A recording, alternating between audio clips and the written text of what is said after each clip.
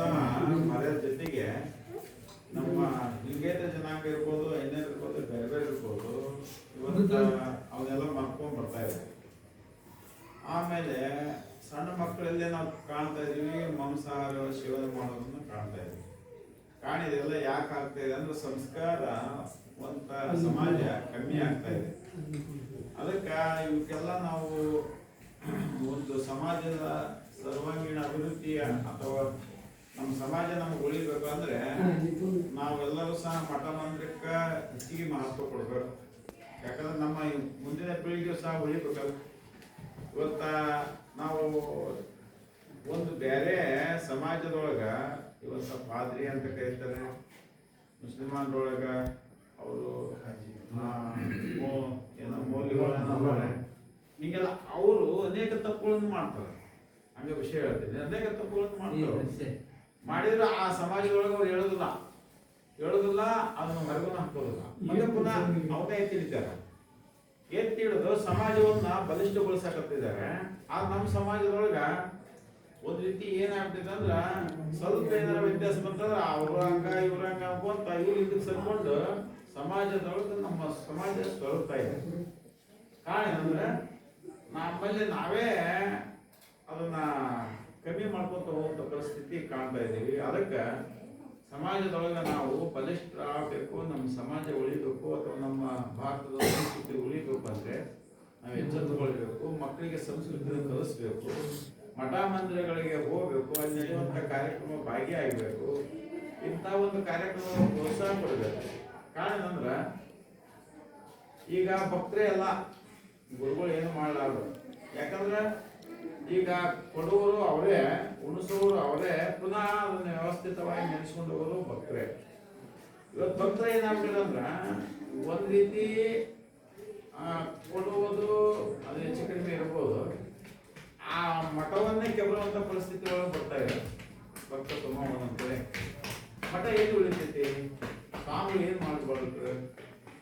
ಇವತ್ತ ನಾವು ಏನಾದ್ರು ತಗೊಂಡು ಇದ್ದದ್ದು ವಸ್ತು ಅಲ್ಲಿ ಇಲ್ಲಾರ್ದಂಗೆ ಆತು ಅಂದ್ರೆ ನಾಳೆ ಏನ್ ತಗೊಂಡು ಅಲ್ಲಿ ಇರ್ಬೇಕು, ನಾವು ಇಟ್ಟರೆ ಉಳಿತೈತೆ ಅನ್ನೋದು ಏನ್ ಗ್ಯಾರಂಟಿ. ಈ ಪರಿಸ್ಥಿತಿ ಒಳಗೆ ಮಠಗಳು ಸ್ವರೂಪ ಇದೆ.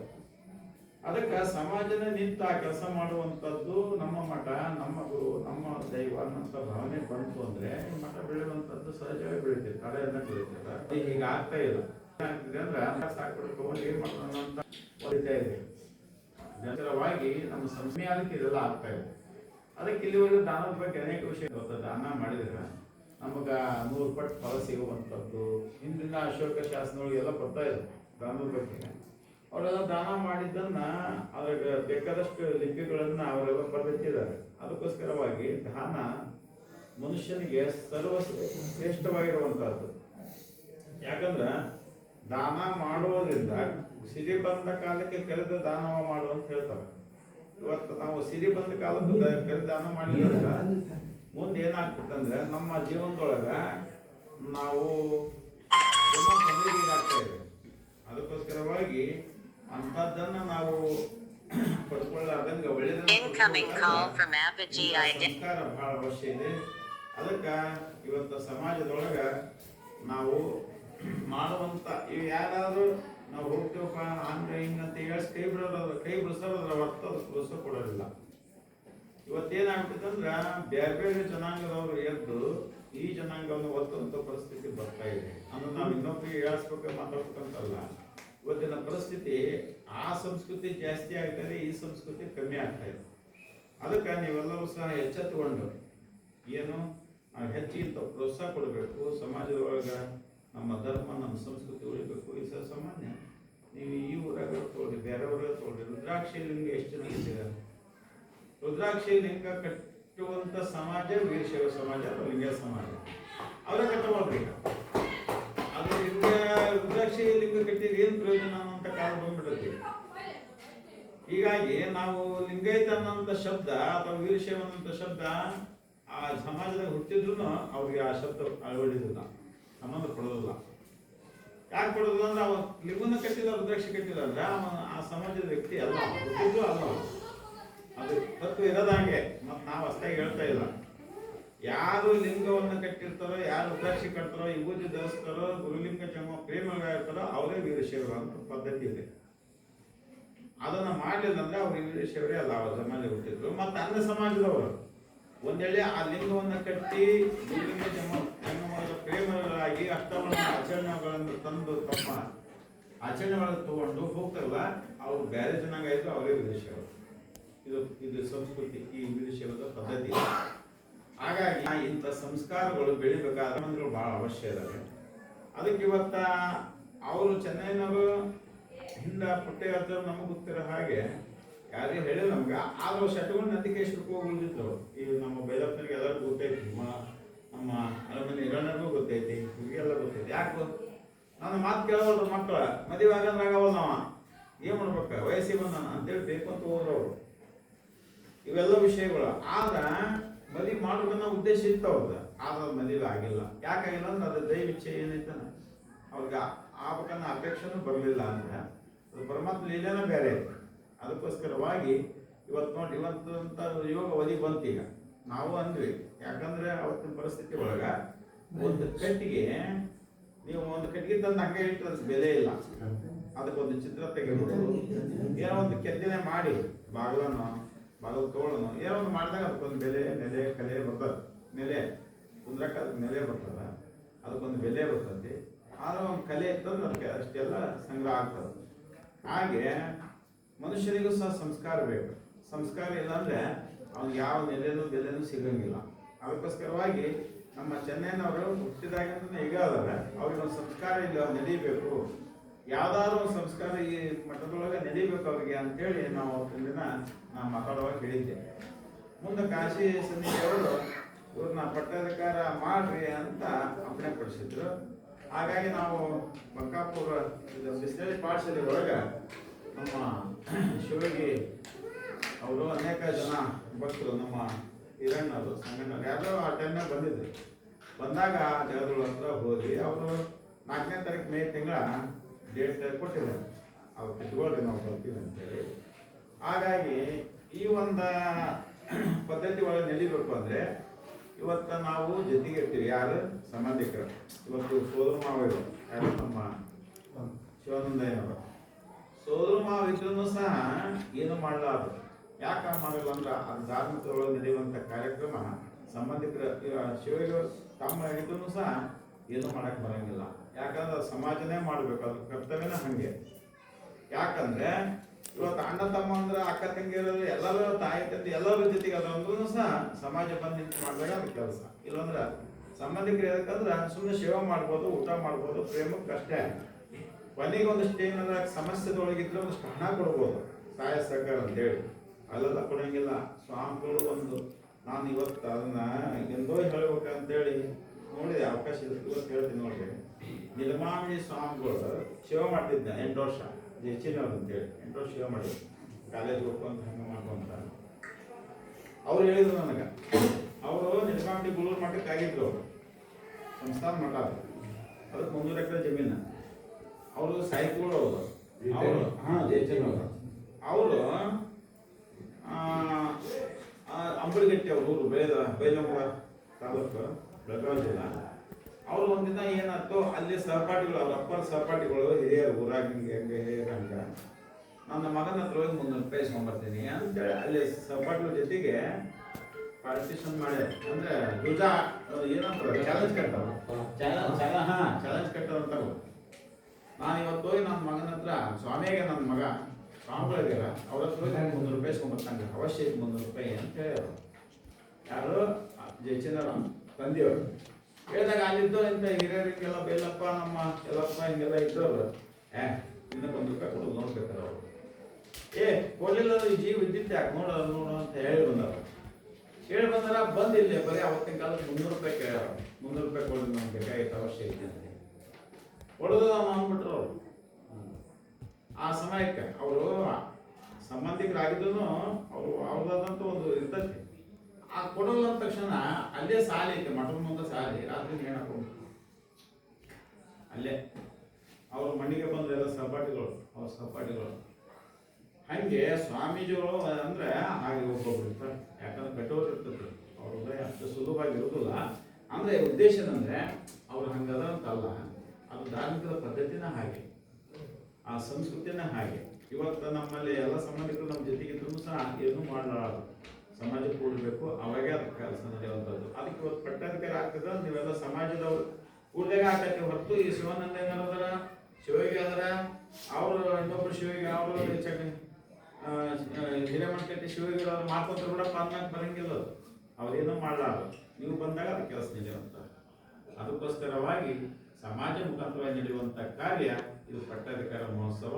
ಅದಕ್ಕೋಸ್ಕರವಾಗಿ ಇವತ್ತು ಬಳಗಲಿ ಬೇರೆ ಅಲ್ಲ, ಮಟ್ಟಟ್ಟಿ ಬೇರೆ ಅಲ್ಲ, ಹಿರೇಬೆಟ್ಟಿಗೇರಿ ಬೇರೆ ಅಲ್ಲ. ನಮ್ಮ ಪುಟ್ಟಯ್ಯಜ್ಜರು ಅವ್ರ ಒಂದು ಸ್ವಭಾವ ಏನಂದ್ರೆ ಅವ್ರಿಗೆ ತಮ್ಗೆ ಏನೊಂದು ವಿಚಾರ ಇದೆ ಸಮಾಜಕ್ಕೆ ತಿಳಿಸುವಂಥ ಕೆಲಸ ಮಾಡ್ತಿದ್ರು.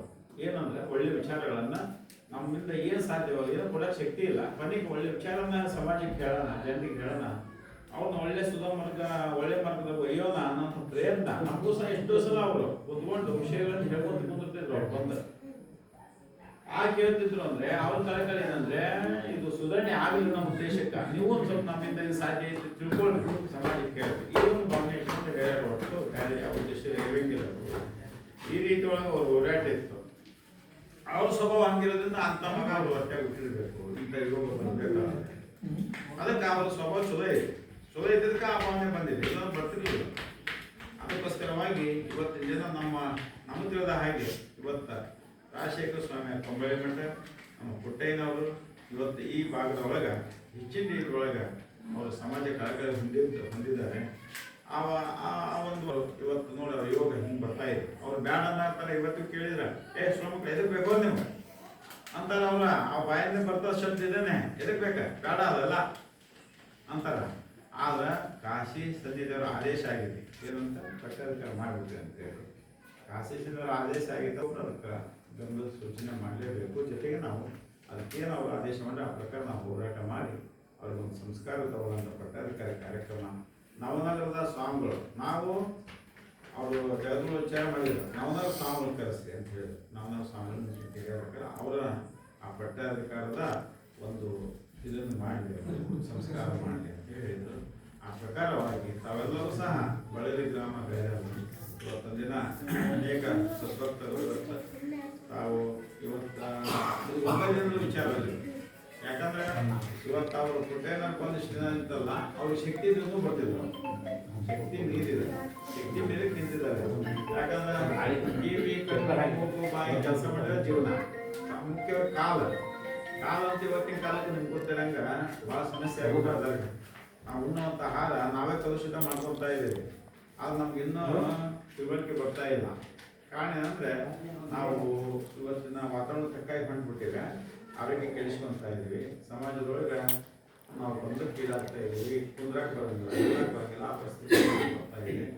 ಅದಕ್ಕೆ ನಾವೇನು ಮಾಡ್ಬೇಕಂದ್ರೆ ವ್ಯವಸಾಯದೊಳಗನೆ ಆದಷ್ಟು ಆ ರಸಗೊಬ್ಬರವನ್ನು ಕಮ್ಮಿ ಮಾಡಿದ್ರೆ ನಮ್ಮ ಆರೋಗ್ಯ ಸುಧಾರಣೆ ಆಗತ್ತೆ. ಇವತ್ತು ನಾವು ನೀರು ಕುಡಿತೀವಂದ್ರೂ ನೀರು ಚಲೋ ಸಿಗ್ತಾ ಇಲ್ಲ. ಇವೆಲ್ಲ ಕಾರಣ ನಮ್ಮ ಆರೋಗ್ಯದ ಮೇಲೆ ಪರಿಣಾಮ ಆಗ್ತಾ ಇದೆ. ಅದಕ್ಕೆ ಆರೋಗ್ಯನ ಕಾಯ್ಕೋಬೇಕು. ಆರೋಗ್ಯ ಕಾಯ್ಕೊಂಡ್ರೆ ನಾವಿಂದ 40 ಬದುಕಕ್ಕೆ ಸಾಧ್ಯ ಇದೆ. ಇಲ್ಲಂದ್ರೆ ನಾವು 70 ವರ್ಷದೊಳಗನ ಸುಮ್ಮನೆ ಅಂತೇಳಿ ಮಾಡ್ಕೊಳ್ಳೋದಾಗತ್ತೆ. ಅದಕ್ಕೆ ಸಣ್ಣ ವಯಸ್ಸಿನ ಬಿಳಿ ಕೂದಲು ಬರೋದು ಅದು ಸೂಚನೆ ಆದರೆ ನಮ್ಮ ಆರೋಗ್ಯ ಕೆಡ್ತಾ ಇತ್ತಂತ. ಅದಕ್ಕೆ ನಾವು ಮುಂದಾದ್ರೂ ಏನು ಮಾಡ್ಕೋಬೇಕು ಅನ್ನೋದನ್ನು ನಾವು ಎಚ್ಚೆತ್ತುಕೊಳ್ಬೇಕು. ಬರೀ ಡಾಕ್ಟರ್ ಹತ್ರ ಹುಡುಗಿ ತೊಗೊಂಡು ಪ್ರಯೋಜನ ಇಲ್ಲ. ಈಗ ನಮ್ಮ ಶಿವಾನಂದಯ್ಯನವರು ಅವ್ರ ಪಂಡಿತರು, ಯಾಕಂದ್ರೆ ನಾನು ಅವ್ರ ಮಾತುಗಳಲ್ಲಿ ಆಗಲಿ ಅಥವಾ ವಿಚಾರಗಳಲ್ಲ ಕೇಳಿದ್ದೀನಿ, ಅದು ಗೊತ್ತಾಗ್ಬಿಟ್ಟು ಇವರು ಪಂಡಿತ ತಿಳುವಳಿಕೆ ಚಲೋ ಅದ, ಜ್ಞಾನ ಪಡ್ಕೊಂಡಿದ್ದಾರೆ ನಾವು. ಹಾಗಾಗಿ ಅಂಥವ್ರ ಹತ್ರ ನಾವು ಸಲಹೆ ಕೆಳಗೆ ಕಡ್ಡಿಯಲ್ಲ, ಸಂಸ್ಕಾರ ಪಡ್ಕೊಂಡು ಕಡ್ಡಿಯಲ್ಲ. ಇವತ್ತು ಆ ಪಟ್ಟಾಧಿಕಾರ ಅವರು ಸ್ವಲ್ಪ ನಮ್ಮ ಚೆನ್ನೈನರಂದ್ರೆ ಹೆಚ್ಚಾಂತ ಎಲ್ಲಿ ಹೋಗಲಿಲ್ಲ ಓದಾಕ. ಅವರು ಶಿವಮಂದಿರಕ್ಕೂ ಹೋಗಲಿಲ್ಲ, ಜೊತೆಗೆ ಎಲ್ಲಿ ಅವ್ರ ಪಾಠಶಾಲೆಗಳು ಸೇರಲಿಲ್ಲ. ಆಗ ಒಂದು ಸಂಸ್ಕಾರ ಐತಿ, ಅವ್ರ ಅನ್ಯಗಳ ವಿಚಾರಗಳು ಅದಾವೆ. ಮತ್ತು ಮೇಲಾಗಿ ಅವ್ರಿಗೆ ಎಷ್ಟು ಸಾಧ್ಯವೋ ಅಷ್ಟು ಇರಿಸ್ಕೊಂಡು ಹೋಗುವಂಥ ಅವಶ್ಯಕತೆ ಇದೆ. ಜೊತೆಗೆ ಅದು ಈಗ ಪಟ್ಟಾಧಿಕಾರ ಆಗಿ ಅವ್ರು ಏನು ಒಂದು ಈ ವಾತಾವರಣದೊಳಗೆ ನಾವು ಇದ್ದೀವಿ, ಅದು ಕೇಳ್ಕೊಂಡು ಹೋಗ್ತೀವಿ, ಅದಷ್ಟು ನಡೀತೀವಿ. ಮುಂದೆ ಮತ್ತು ಪುನಃ ಯೋಗದಾಗ ಹೇಳ್ಕೊಂಡು ಹೋಗುವಂಥದ್ದು ಬರಲಿ, ಅದೇ ಬೆಳವಣಿಗೆ ಆಗಲಿ. ಯಾಕಂದ್ರೆ ಫಲಾಂತರಾದಂಥ ಊರು ಈ ಸುತ್ತಮುತ್ತ ಹಳ್ಳಿ ಒಳಗೆ ಅಂಥ ಊರೊಳಗೆ ಪಟ್ಟಾಧಿಕಾರಿಗಳಿಲ್ಲ. ಕಾರಣ ಏನಂದರೆ ಎಲ್ಲರೂ ನಾವಲ್ಲೇ ನೀವಲ್ಲಿ ಅಂದ್ಕೊಂಡು ಬಿಟ್ಬಿಟ್ರಿ, ಇವ್ರನ್ನ ಇವ್ರು ಬಿಟ್ಟಿದ್ದೇವೆ, ನಾವು ಕೈ ಜ್ಞಾನ ಪಡ್ಕೊಂಡಿದ್ದಾರೆ. ಆಗ ಯೋಗ್ಯದಾಗ ಬಂದು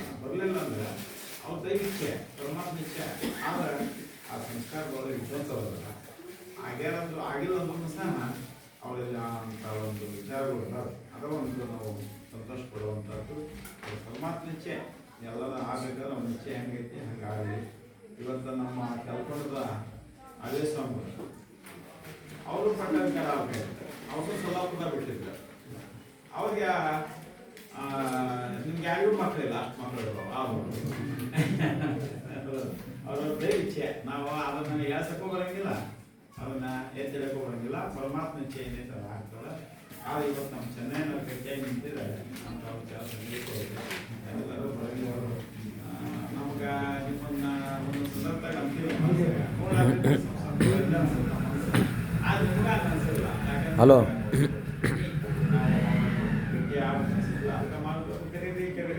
ನೋಡಾದಿದ್ದೆಷ್ಟೋ ಮನಸ್ಸಿಗೆ ಅನ್ಸುತ್ತೆ. ಬೇಲಪ್ಪನ ಆಮೇಲೆ ಇರುವಂಥವ್ರನ್ನ ಸ್ವಲ್ಪ ಮಾತಾಡಿಸಿ ಸಮಾಧಾನ ಆಗತ್ತೆ. ಆದ್ರೆ ಇವರು ಸುಳುವ ಇರಂಗಿಲ್ಲ, ಭಾಳ ಕಮ್ಮಿ, ಭಾಳ ಕಮ್ಮಿ ಆಗಿರುತ್ತೆ ಅಂತಕ್ಕಂಥ. ಆ ದ್ಯಾಮನ್ ಗುಡಿ ಒಂದು ಗುಡಿ ನಮ್ಗೆ ಫಂಕ್ಷನ್ ಮಾಡ್ಕೊಳಕ್ಕೆ ಅನುಕೂಲ ಐತೆ ಬಿಡಪ್ಪ ಅಂತ ಒಂದು ಫಂಕ್ಷನ್ ಮಾಡ್ಕೊಂಡು ಸುಮ್ಮನೆ ಕುಂತ್ಬಿಡ್ತಾರೆ. ಮಠ ಬಂದ್ರೆ ಎಲ್ಲ ಹುಡುಗ